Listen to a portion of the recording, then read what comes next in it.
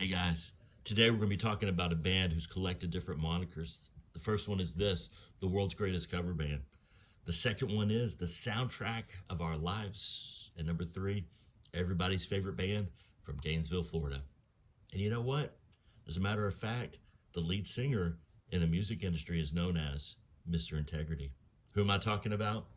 None other than Tom Petty and the Heartbreakers. Hey, welcome to Music Education with Mr. Johnson. I'm excited about today's topic. As a matter of fact, I'm so excited that I've made it a two video topic. So, Tom Petty and the Heartbreakers, do you know who they are? If you don't, I guarantee you at least know some of their songs. So let's start talking about them. Tom Petty was born, I believe, I don't have a script today, but I believe it was in 1950. He grew up listening to people like Elvis, had a huge impact on his life. He was impacted by a band called The Byrds and a man named Roger McGuinn. That'll come up later as we talk. And people like Johnny Cash and some others. He grew up in Gainesville, Florida, where he met some other people like Mike Campbell and Bam Tesh, who become two major players in the Heartbreakers. There's another guy from Florida named Stan Lynch. The first band that he is in, that Tom Petty's in, is called Mudcrutch. Mudcrutch becomes very famous in the Gainesville area. As a matter of fact, they start having these like kind of mini festivals on some property that they had. They end up cutting a demo. They jump in a car. They drive cross country. They get a record deal. But it kind of falls through. Mudcrutch just doesn't really make it. But the music industry says, hey, we want Tom Petty. Well, remember those two names, Mike Campbell, Bam Tesh. They're working on a project. Tom Petty kind of butts in and says, hey, let me do this. They get together and they create the band, Tom Petty and the Heartbreakers. They're formed in 1976. That's when their first album comes out. Doesn't really make a big hit here in the States, but over in Europe, they kind of become a little bit famous. They tour over there. They come back, 1979. Listen to this album. It's called Damn the Torpedoes. And that is, pardon the pun, when everything begins to explode. They explode on the scene with a song called American Girl. They don't slow down for literally 40 years. As a matter of fact, in the 70s, the 80s, and the 90s, they had number one hits. And they still had influential songs in the early 2000s. And they were still touring until literally just basically hours before Tom Petty passed away in October of 2017. I want to share more history about who they are later, but I want to talk to you right now about kind of why they are so influential and so popular. The first thing is there's three monikers I mentioned. Let's start with the second one, the soundtrack of our lives. What do I mean by that? For 40 years, like I said just a minute ago, for 4 decades, Tom Petty and the Heartbreakers were putting out songs that people heard, they were listening to, and they were making waves. Why? These songs were Tom Petty as a songwriter. He was writing these songs that were almost simple in their chord changes, right? I mean, a lot of the chord changes are so simple that even me, Mr. Johnson, can play them on guitar. But at the same time, they were catchy and people got these tunes and these chord progressions in their head and they were able to sing along with them. He wrote songs that were very relatable. As a matter of fact, he often wrote about ordinary people, if you will. And he talked about used topics that were very relatable. He would talk about universal feelings of hope and defiance and resilience and sometimes disillusionment and other things like that. But it's because of this songwriting that his music became accessible for everybody. Their sound had this kind of jangly kind of sound. They used guitars, or he often used a guitar named a Rickenbacker and a Telecaster. And then you have Mike Campbell over here playing lead guitar, an amazing guitar player who created some awesome riffs. In those riffs, he often would play slide guitar as well. And then they often, with Tom Petty, he would have harmonizing vocals with him as he sang. What's interesting about Tom Petty is when you look at him, he's not exactly this super attractive person. When I mean attractive, I mean that like when you look at him, you're like, oh man, that's a person that you would see in Hollywood or whatever.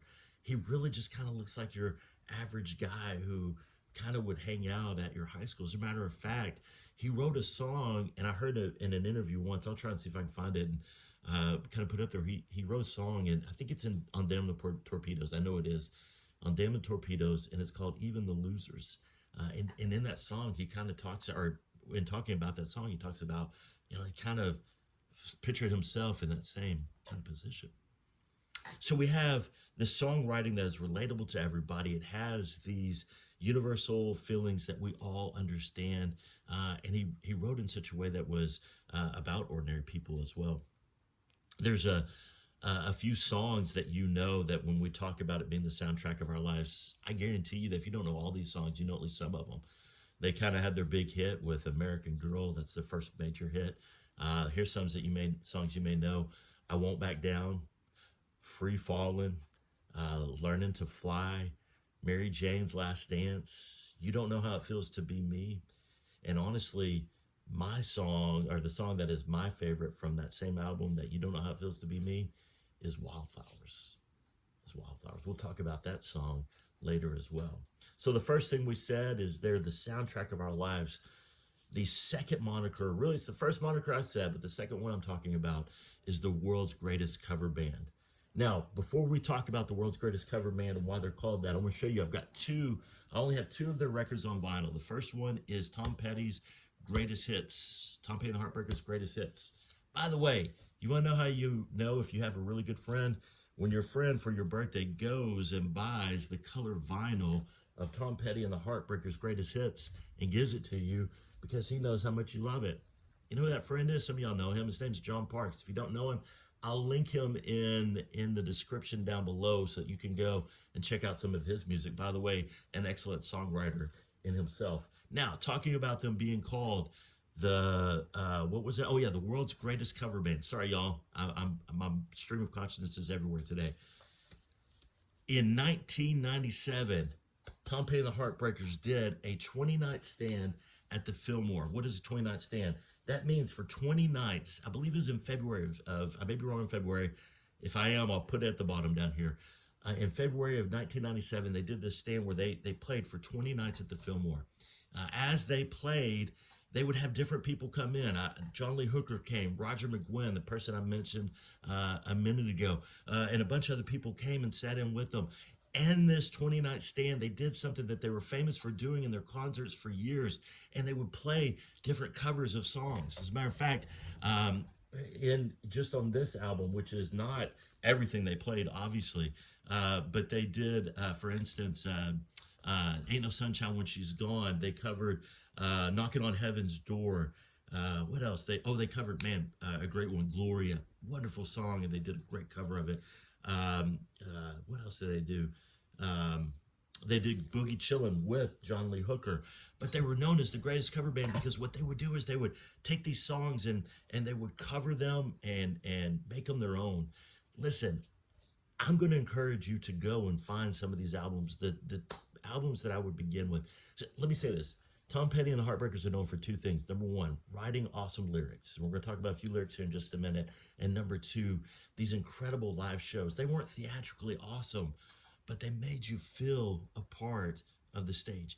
If anytime you went, especially from the late 1980s up until the late 2000s, until he passed away, if you were at a concert, the whole crowd would sing along to Learning to Fly. And as a matter of fact, a lot of times Tom Petty would just sit back and let the crowd sing, and he would follow along. All right, all that to say, I know, stream of consciousness everywhere. I want you to go do this. Number one, go find Live at the Fillmore. Listen to that. And the second thing is, back in, I don't remember what year, I would assume it would be about 2013, somewhere in there, they released a whole anthology of just live music. And you should go and you should listen to that and you should absorb it and listen to the lyrics. All right, sorry, I'm talking fast. I'm actually losing my breath and losing my wind. So when we talk about Tom Petty, the world's greatest cover band, the soundtrack of our lives, their songwriting is what really made them accessible, made them enjoyable. And let's do this. Let's talk about just some of the lyrics. Let me just throw out a few and see if you recognize any of them. The first one, is simply this: "You don't know how it feels to be me." That's from the song. It's from the opening song from Wildflowers. Here's the second song on the album Wildflowers, and this is a song. I'll tell you, this impacted my life so greatly, and I'll explain to you why in just a minute. He says this: "You belong among the wildflowers. You belong in a boat out at sea.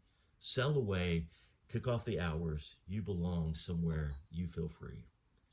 Now that song right there, I'd heard it since it came out. A friend of mine, his name's Shad. We used to drive around. We used to listen to that album. We used to listen to the Greatest Hits album, and I remember that song. But after I lost somebody very important in my life, I remember listening to this song, driving, and it was like a wave. It was like not a wave, yeah, it was like a wave of water splashing over me, and just almost being able to say, "Man, you do belong among the wildflowers. You do belong somewhere you feel free." Anyway, let's move on. Here's another one. "You could stand me up against the gates of hell, but I won't back down." We're going to talk about that here in just a minute. She's a good girl, loves her mama, loves Jesus, and America too. You say those words, and everybody knows what song you're talking about. That's Free Fallin'. And here's a lyric that just gets me every time. And it's this. He's in Wildflowers. He says, "Most things I worry about never happen anyway." Hey, we're going to talk more in the next video, but let me wrap up with this and say this. When we look at the song, when we specifically look at the song, "I Won't Back Down," he says this: "You can stand me up at the gates of hell and I won't back down." Tom Petty right there is talking about something that we all need to understand, and that's resilience. What is resilience? Resilience is when life throws something at you that you're not prepared for, or when something happens, it doesn't happen the way you want it to. You face it, you learn from it, you pick up, and you move on. We're going to flesh that out even more in just a moment, but that's what resilience is. Hey, let me say this. I want you to go love your neighbor, take care of yourself, and be the good the world needs. And we'll pick up again next week.